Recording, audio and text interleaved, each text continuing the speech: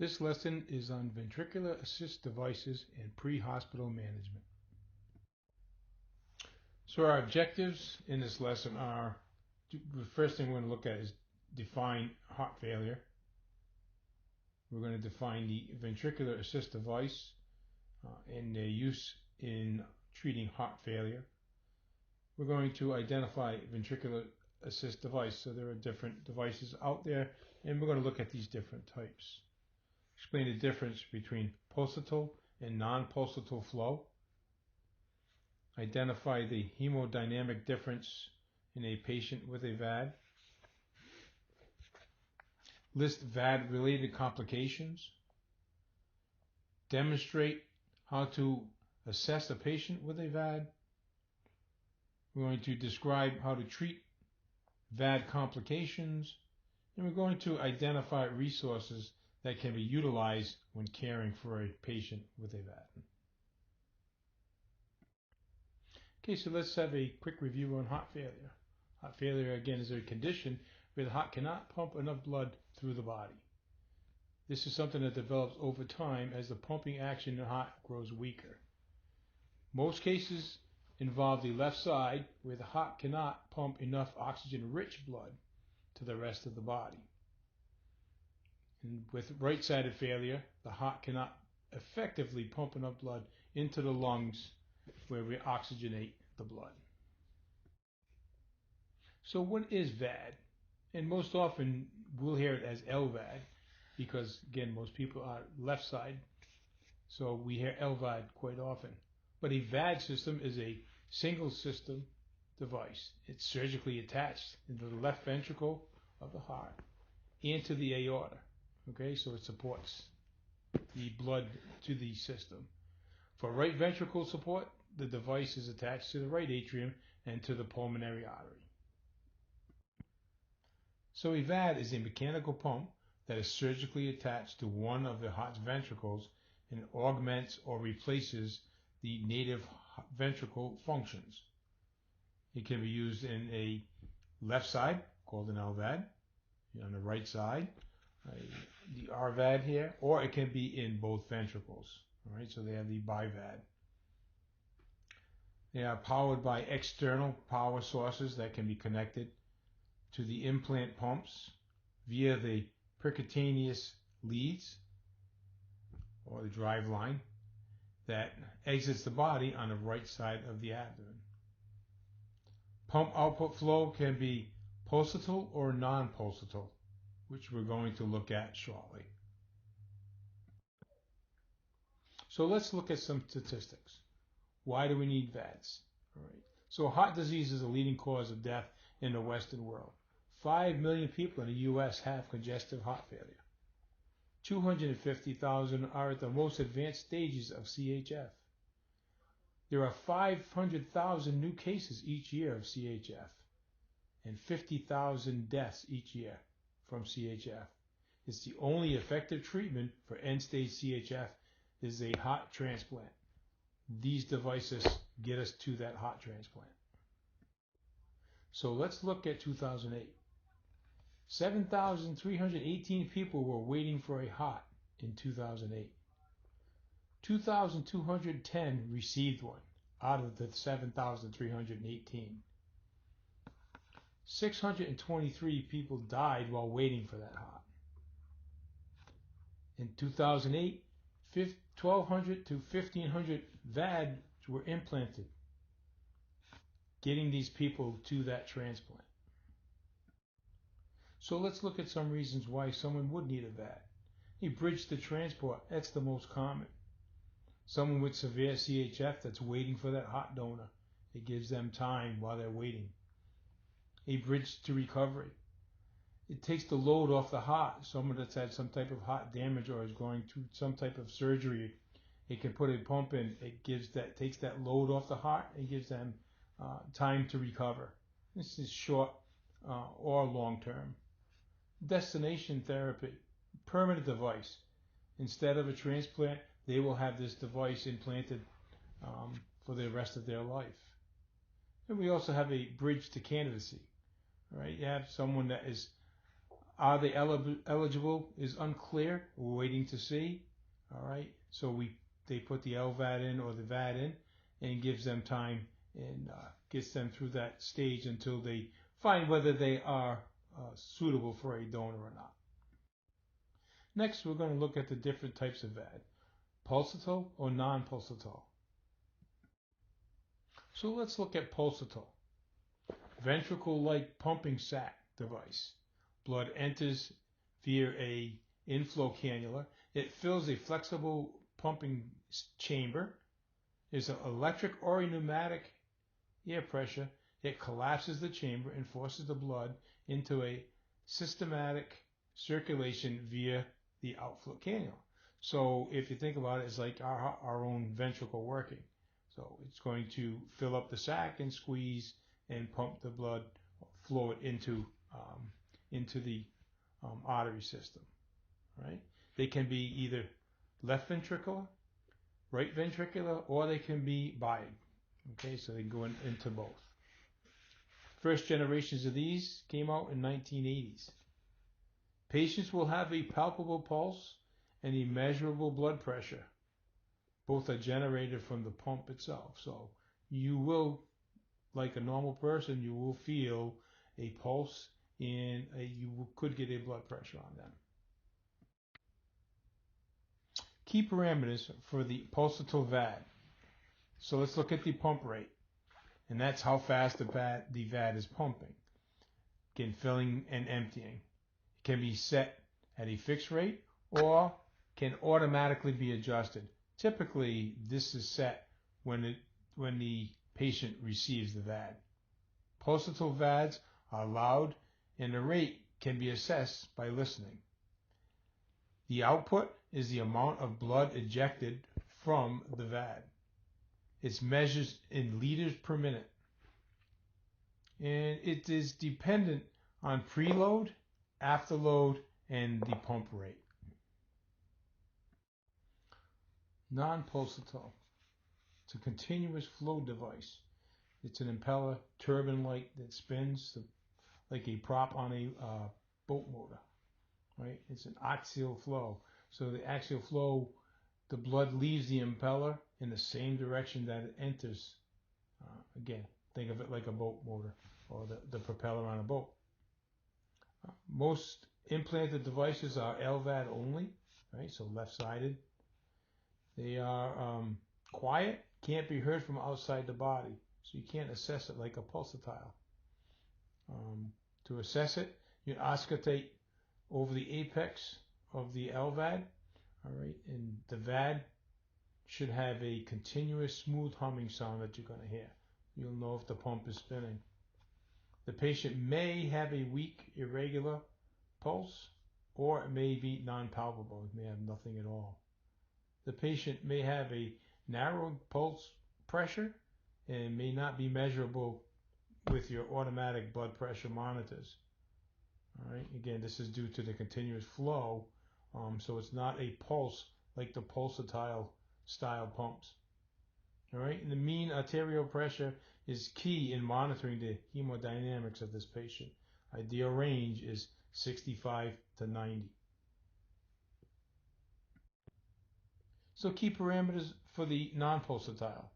Its measured flow is in liters per minute, the same as the pulsatile. Correlates with the pump speed. So the faster the speed of the pump, the faster the flow. The slower the speed of the pump, the slower the flow. Again, it also is dependent on preload and afterload. The speed, again, is how fast the impeller is going. It internally spins. It's measured in RPMs, revolutions per minute. And the flow speed is set and determined by the VAD clinical team and usually can't be manipulated from outside of the hospital. So it's set and that's it, one and done. So let's talk about power. The amount of power that the VAD consumes to continually run at its set speed. So it's going to always run at that same speed. Sudden or gradual sustained increases in the power and indicates a thrombosis inside of the VAD. So things we're going to look out for. Pulsatility index is a measurement of the pressure differential inside the internal VAD pump itself during the heart's own heart cycle system. So it looks at the difference between the two. Again, it varies from patient to patient. Indicates a volume status of the right ventricle function, okay, how it's functioning, and also the heart's own contractility itself.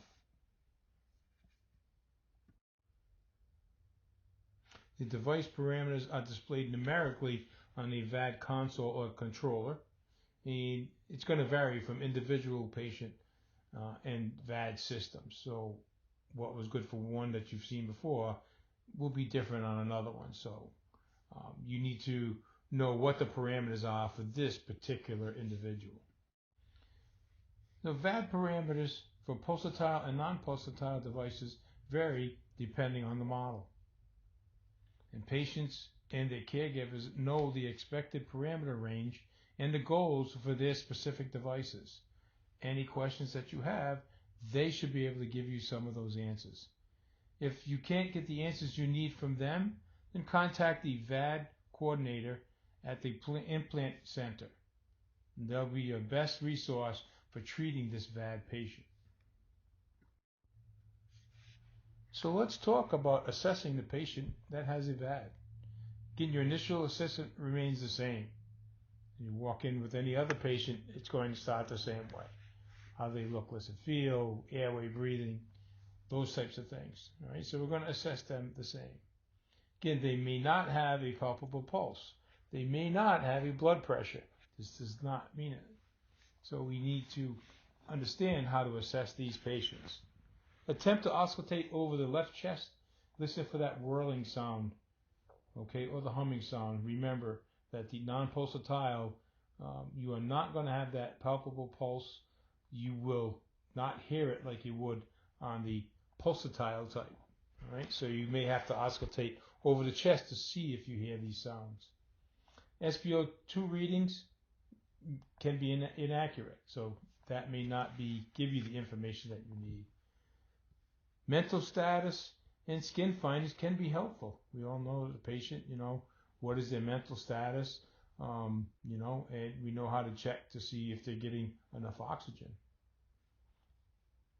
Many patients may also have an implanted defibrillator, so be aware of that, and we know where to check for those. So ask the caregiver or the patient themselves. Many are secondary to infections. They're not cardiac related. Again, we'll see later on that infection is a big problem with a VAD system. So we need to be looking for those types of signs also.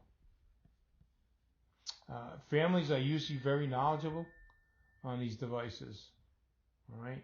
Again, when someone has these, they typically have family members, especially ones they live with, that are very versed on these systems. So they can be helpful for information also. Patients or families will have that number to the VAD coordinator. All right, so make sure that you get that information. I remember at Hopkins Hill, we had a person that lived right down from the fire station. One of the first ones we've ever seen with these systems.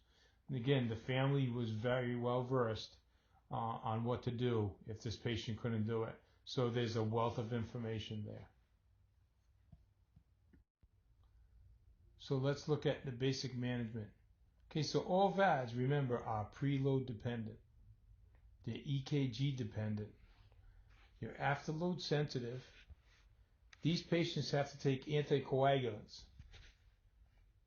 So the other thing, like I stated earlier, is they're also prone to infections. They're prone to bleeding, thrombosis, and stroke. Again, hence the anticoagulants. Mechanical malfunction. These are machines like anything else, so they can malfunction. So things that we need to look at. The key difference depends on a pulsatile or a non-pulsatile device. And again, how we assess these patients. Again, like I said earlier, allow the patient and the caregivers to assist you. They have more knowledge than we will in a lot of these devices. They've been trained, they know what to do. So listen when they tell you something. Keep batteries in the controller within reach and secure it to the patient. All right. We don't want anything to get disconnected accidentally. Keep it close to the patient within reach, something that, again, they know more about quite often than we do. Use caution when cutting and removing clothing. You don't want to cut any of these cables or lines going to this device. Verify chest compressions are indicated with the patient's device. Right? So consult the family, view the VAD identification card, and consult the VAD coordinator if you have to do chest compressions. The next few slides are just some examples of VADs that are out there. We'll just take a quick look through these. So here we have the Thoratec VAD. It's a pneumatic system. Again, runs off of air. We have external is the PVAD or the internally IVAD. It's a pulsatile system. Okay, it can be used for a right, left, or a biventricular support system. Its liter flow is up to 7.2 liters per minute of flow. Again, it's for a short-term to a medium-term use, up to 1 to 2 years, and it can be used for bridge recovery, bridge to transport, or for a hospital discharge possibly. Again, giving them that time to recover. And here are some examples of patients with that Thoratec VAD system. You can see externally it's hanging through and outside. You can see the person with the backpack on rollers. It's equipment that you have to take with you everywhere you go. Here we have the HeartMate, and this model is the XVE LVAS. It's an internally implanted electric pulsatile motor pump. Left heart support only, and it flows up to 10 liters per minute of flow. It's a medium to long-term therapy, so once to years. And it's a bridge to transport system. Here we have another HeartMate. This is the HeartMate 2 LVAS. It's internally implanted. It's an axial flow, non-pulsatile device. So we remember that there is no sac, it doesn't fill. It's a constant flow. It is a left heart support only. The speed is 8,000 to 15,000 RPMs per minute. Its flow is 3 to 8 liters per minute. Again, it's a medium to long-term therapy, so months to years, just like the other one. The bridge to transport, approved by the FDA, and destination therapy. Again, this is long-term therapy that we're going to have this one for. Here we have the Jarvik 2000 LVAD, left ventricular assist device. It's an axial flow, non-pulsatile pump. It's electric, intraventricle, so that means this one is actually going to go into the ventricle itself instead of being attached to it. You can see the picture on the bottom left. It's actually implanted into the ventricle. All right, it's for left heart support only. Again, it has a speed of 8,000 to 12,000 RPMs, giving you that liter flow of 3 to 5 liters per minute. This is also a medium to long term, so it's months to years, and it can also be used for a bridge to transport device. In here we just have a couple more images of the Jarvik 2000. Again, it's implanted into the ventricle. You can see the top picture is the device that actually runs this system.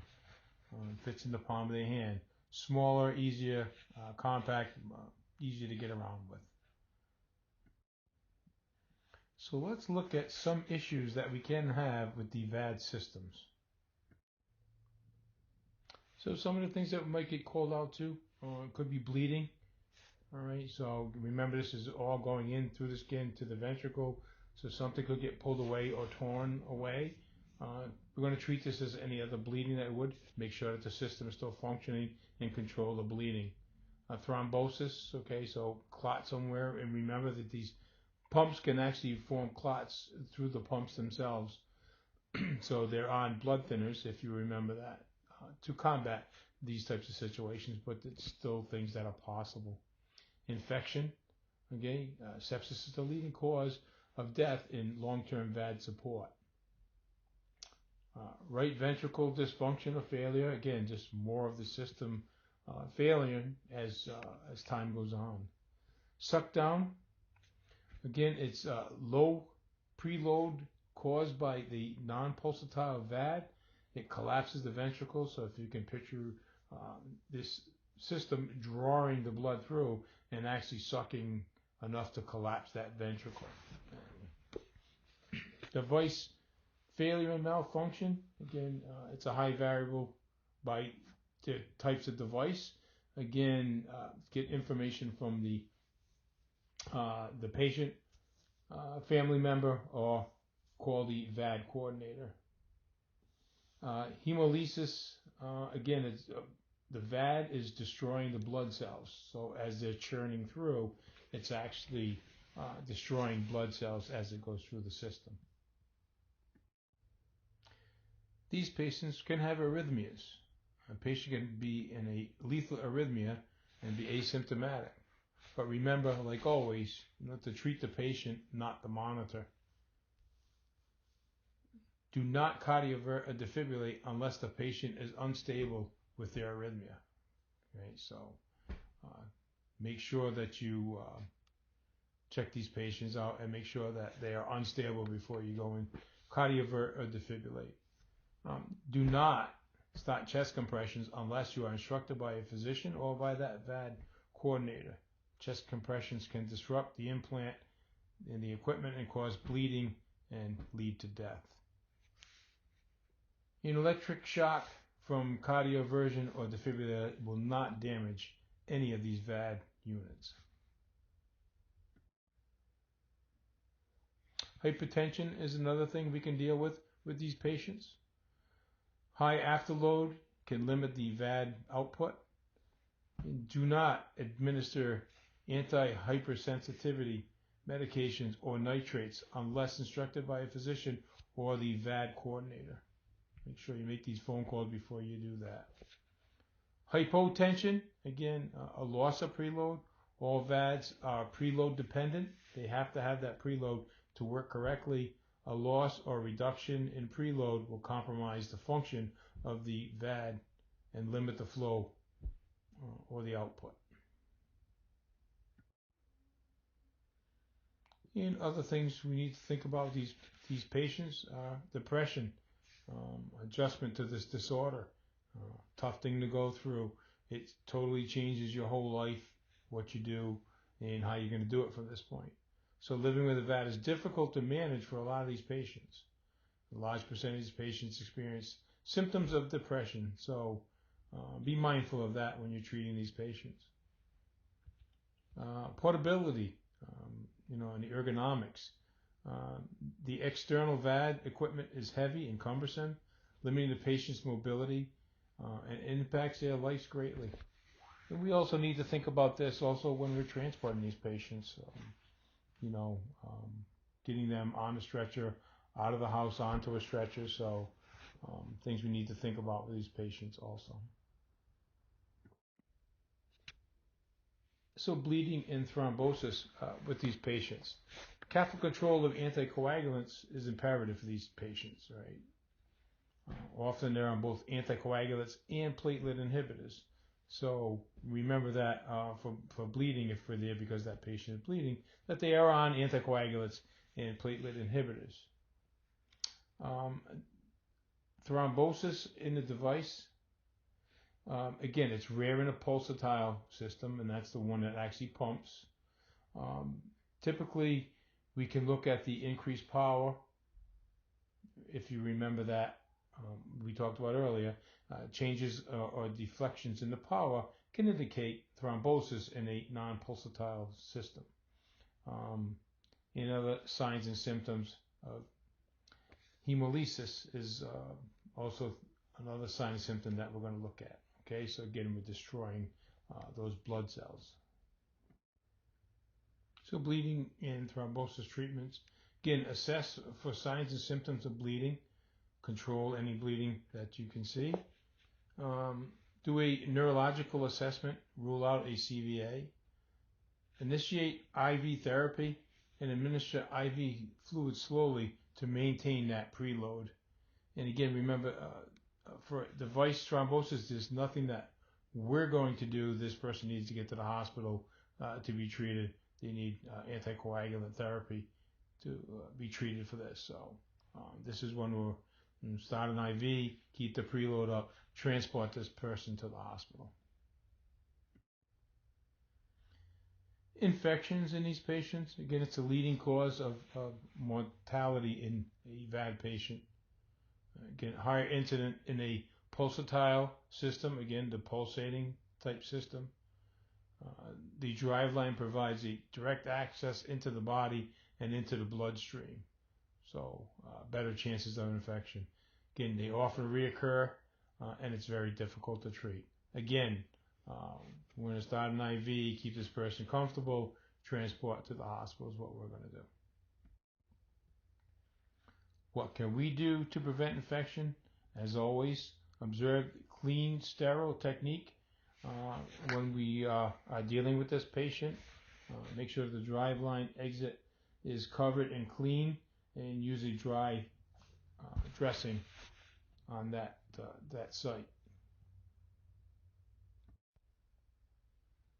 Suck down, remember, suck down is a left ventricle collapse due to hypovolemia, hypotension, or the VAD drive system itself. This happens with non-pulsatile device systems only. Indicators that we have are hypotension, PVCs, VTAC, or low VAD outflows. Again, so our biggest indicator is going to be those flows. Again, the patient or the caregiver will know a lot of that information. If the flows have been fluctuating, hypotension, we're seeing PVCs, we got a suck down issue going on here that needs to be dealt with. What can we do for a patient that we believe is dealing with this suck down? Is to initiate a peripheral IV and slowly give volume to increase the preload.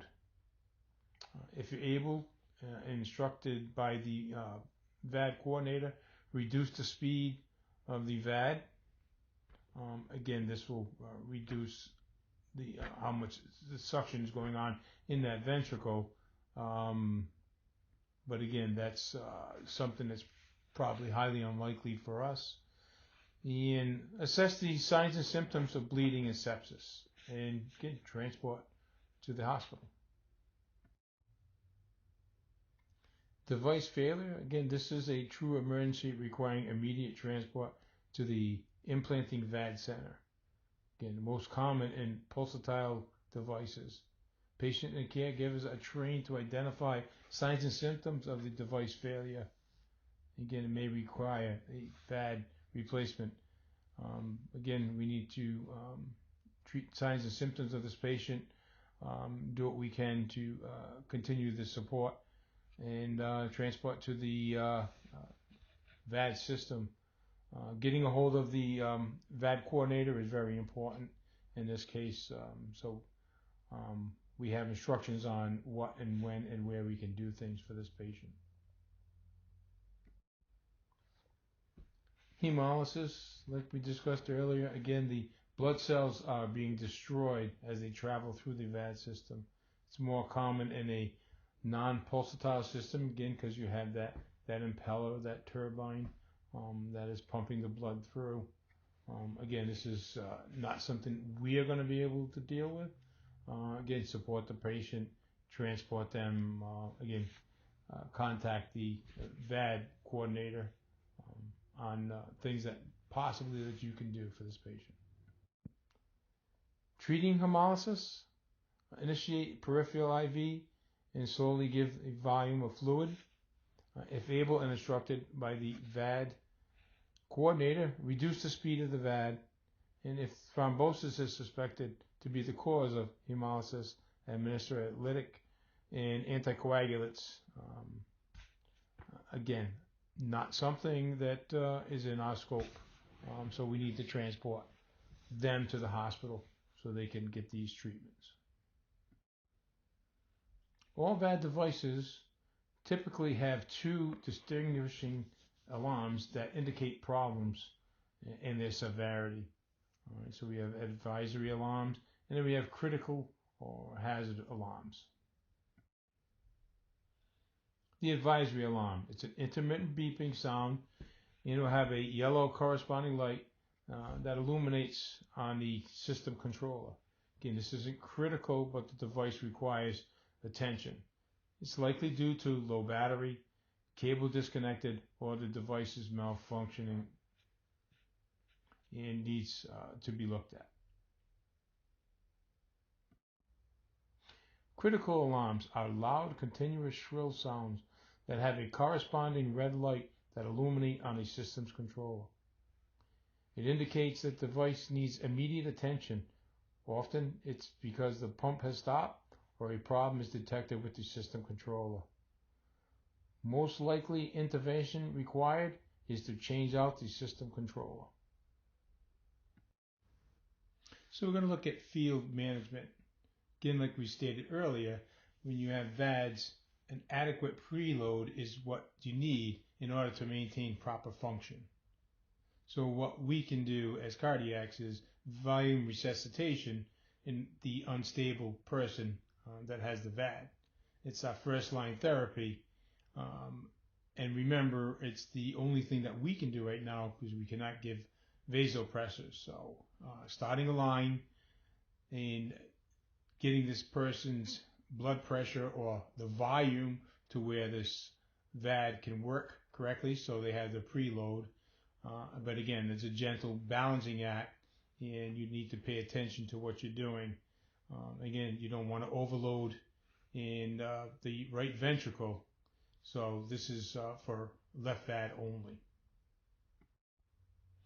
Again, another thing that we need to pay attention to in the field, nitrates. So giving nitro in the field, we need to be very cautious. You're probably better off to get med control involved or the VAD coordinator before we give such medications because it can decrease the pump efficiency. So again, call med control or the VAD coordinator before giving any nitro to this patient. Remember, another thing that we need to be cautious with anybody with a VAD is infection. So we need to make sure that we use the good antiseptic technique when we're starting IVs or doing anything with these patients. So make sure we use a good antiseptic technique when dealing with a person with a VAD. So remember, in the field, another thing is they're susceptible to injuries. Again, from us trying to treat this patient, we need to be cautious on how we deal with these patients, the equipment that's connected to them. Again, keep everything close and at hand for them, and be careful when you're removing clothing or cutting clothing. Again, it's good to contact the VAD coordinator. They are the best resource that we can have to treat this patient. And the other thing is to consult med control before you transport. And it's been some time since I've dealt with a VAD patient. And at the time we had that patient in our district, our policy was to transport this person to Brigham and Women's in Boston because that's what the VAD coordinator wanted, because Rhode Island Hospital still was not equipped or ready to deal with these patients at all times. So it's a good thing to consult medical control. I'm sure things have stepped up because this was 10, 12 years ago. But consulting med control before transporting And transporting, if it was a Rhode Island hospital, it would be either Rhode Island Hospital or Merriam would be the choices to transport to. So transporting these patients is an emergency that we don't deal with very often. We don't see many patients with VAD. Remember your resources. You have the patient, you have the family members, you have the VAD coordinator, and med control of the hospital that you're transporting to. Number of resources we have to deal with. And it's also protocol driven. So at the end of this, we're going to look at the protocols that we have here in the state of Rhode Island. These patients require unique care, stuff that we don't do all the time. So they have equipment that we don't handle quite often. Again, it's good to ask the patient as well as the family members and get a hold of the VAD coordinator. Transport them to the implant center where they had the VAD put in is always the best option, but it isn't always the option that we have. So getting a hold of the VAD coordinator, med control, is going to determine where we're going to transport to. When we transport, we have to bring all the related equipment. Again, there's going to be a list of stuff that needs to go. Patient will know, family members will know, as well as the VAD coordinator. Make sure that we bring everything that we need for this patient when we're transporting to the hospital. Secure the batteries and the controller. Make sure they don't get damaged, they don't get dropped, nothing gets pulled away. Keep them close to the patient at all times. And make sure you don't get the cables tangled up. Keep them kink free so we lessen this chance that something's going to happen. Some pre-planning things that can be done is medical control. Inquire ahead of time the level of knowledge, comfort of the medical directors regarding the management of the VAD patient. So let's decide on what we can do and the level of comfort that can be done when transporting this patient.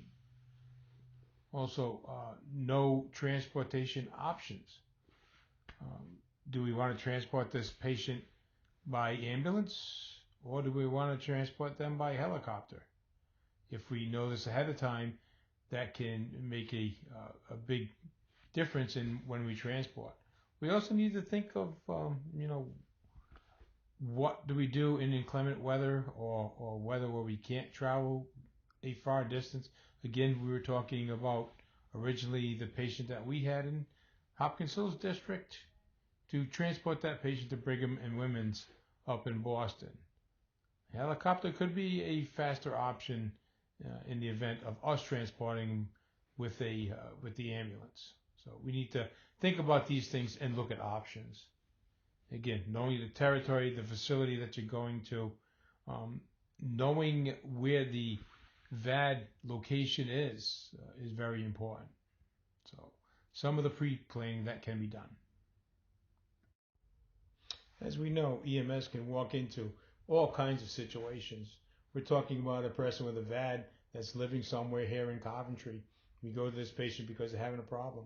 Don't forget that these people are also able to get out and about. They have a kit that they take with them, has the batteries and everything. So we could go to Walmart, we could go to Home Depot, have to deal with this.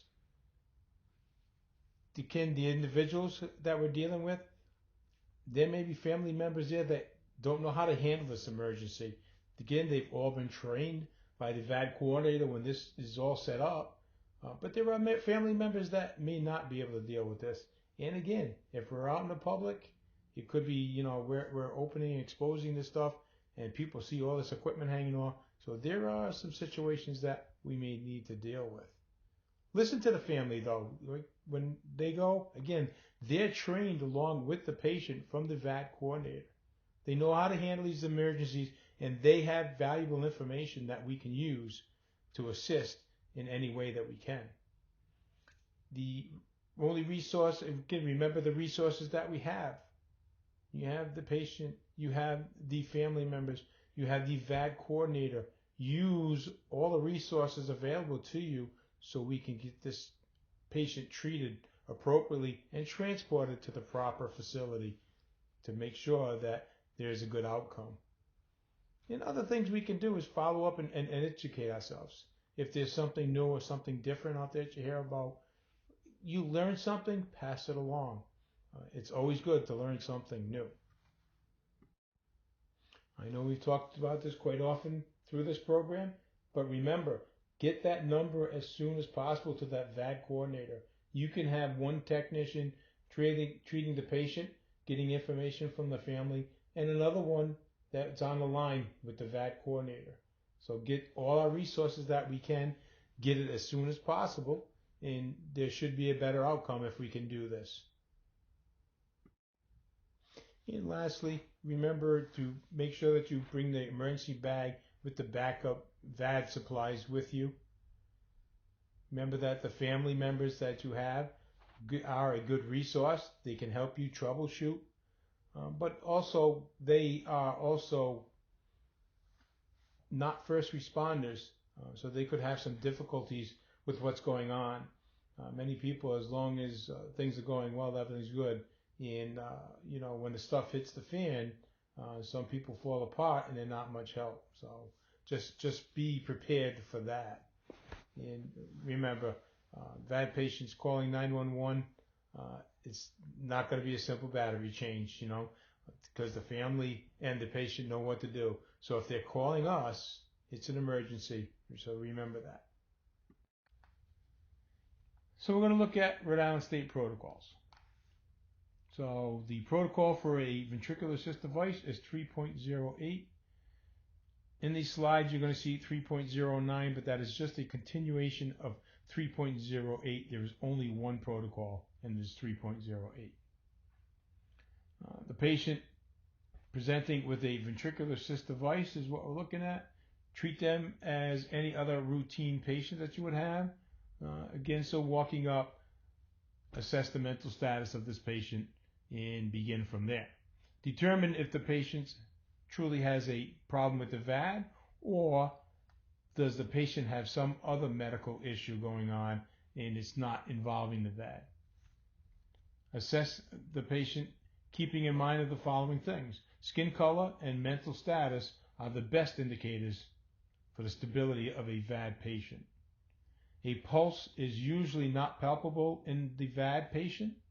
Nearly all VADs are continuous flow devices, and there is no rhythmic pumping as there is in a normal functioning ventricle.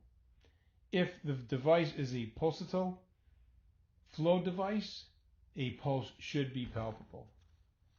Blood pressure may or may not be obtained, and auscultating readings are usually unreliable. In a continuous flow device, mean arterial blood pressure, the MAP, can be obtained by auscultating with a Doppler to auscultate, which again we don't have in our truck at this time. The first sound that's heard while auscultating reflects the MAP. MAP displayed by a automated non-invasive instrument may also be used. A normal MAP is 60 to 70. If the device is a pulsatile flow device, blood pressure should be measurable. Data suggests that pulse oximetry readings seem to be accurate, despite what the manufacturers state otherwise. Quantitative waveform capnography should be accurate and can reflect the pump function or the cardiac output. A measurement of less than 30 can be an indication of low perfusion secondary to the poor pump failure. Temperature also is another indicator, could indicate infection or sepsis. So again, the common thing that could happen with these patients. Assess the VAD. Auscultate over the VAD pump location, and it is just to the left of the epigastrium, immediately below the base of the heart. Again, so lower on the left, lower on the rib cage. The pump is functioning. You'll hear a low hum or an audible hum. Do not assume that the pump is functioning just because the controller says it is. Palpate the control unit. A hot control unit indicates the pump may be working harder than it should. It often indicates it's a pump problem, such as thrombosis. Look at the alarms on the controller. Trouble with the VAD is usually indicated by an alarm. The patient will usually have the resource guide to direct you to any troubleshooting. The patient and family members are generally very knowledgeable about the VAD and troubleshooting problems. Inquire about the DNR status on these patients. Ask if the device is a continuous or a pulsatile flow device. Ask if the patient can receive electric therapy, and ask if chest compression can be performed. Remember, we talked about that earlier. In some cases you can't, so also contacting the VAD coordinator is a good idea. If there is no indication of possible VAD malfunction or failure, exit to the appropriate protocols that we are here. Only symptomatic dysrhythmias, not at the patient's baseline, should be treated. If indicated, place electric therapy defibrillator pads away from the VAD. Call the VAD coordinator and discuss the plans with the VAD coordinator. If the device is a pulsatile flow device and there is no palpable pulse or detectable blood pressure, providers should use the device hand pump to maintain perfusion. And again, family members and the patient will know about these things. If there's indication of a possible device malfunction or failure, contact the VAD coordinator. Discuss the plans with the caregivers. In the event that the patient is unresponsive, pulseless, no signs of life, with a non-functioning pump, deciding when to initiate chest compressions is very difficult. Chest compressions may cause death, and by dislodging the device, if the device becomes dislodged, and this we need to discuss with the VAD coordinator. If the pump has stopped and the native heart or the functioning heart will not be able to maintain perfusion, and the patient will likely die. If the VAD patient is unresponsive and pulseless with a non-functioning VAD and has previously indicated a desire for resuscitative efforts, begin chest compressions and resuscitative efforts. Ensure that all troubleshooting efforts, reconnecting the wires, changing the batteries, replacing the control unit, have failed prior to starting chest compressions. Contact the VAD coordinator and medical control. When you are transporting the VAD patient, patients without a VAD problem should be transported to the nearest appropriate hospital emergency facility. Patients with a VAD problem should be transported to the VAD hospital when possible. EMS providers should utilize available resources, private services, to the facility transportation to the patient's VAD hospital. Always bring the patient's resource bag with you. It should contain spare batteries, a spare control unit, and contact information for the VAD coordinator and directions for the equipment and alarm troubleshooting. Always bring spare batteries for the VAD with the patient. Even if it is not a VAD related problem, fresh batteries, they last 3 to 5 hours. If the transport is going to be prolonged and is expected that the patient will be away for a while, try to bring a VAD-based power unit. Alternately, You can ask the patient's family or the caregivers to bring it with them to the hospital. There may be times when you may need to bring it in the ambulance with the patient and plug it into your inverter and utilize it. So again, this is the protocol for the VAD. Make sure that you open the protocols up and take a look at these as well. This slide just has a few additional resources that you can look at to check out the different devices.